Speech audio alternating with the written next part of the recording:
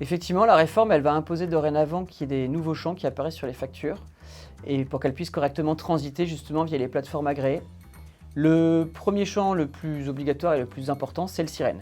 Le sirène, dorénavant, il est vraiment obligatoire sur l'ensemble des factures, puisque, si vous l'avez compris, quand vous allez vous inscrire dans l'annuaire de l'État, dorénavant, votre ligne d'adressage, ça va être votre numéro sirène.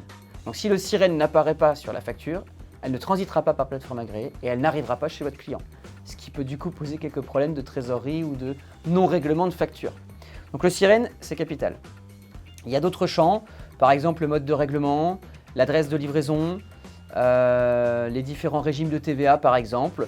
Certains champs qui vont devenir obligatoires et en fonction de vos cas d'usage. Justement sur l'émission des factures, il y a 44 cas d'usage. Ils ne sont pas forcément tous traités par les plateformes agréées d'ailleurs, ce sont des cas qui sont optionnels. C'est d'ailleurs pour ça qu'il faut l'inclure dans vos variables de choix de plateformes agréées ou de logiciels. En tout cas, ces cas d'usage induisent l'ajout de certains champs sur les factures et s'ils ne sont pas présents, cette facture pourrait être rejetée au niveau des plateformes agréées, ce qui du coup, encore une fois, peut poser des problèmes au niveau de leur paiement.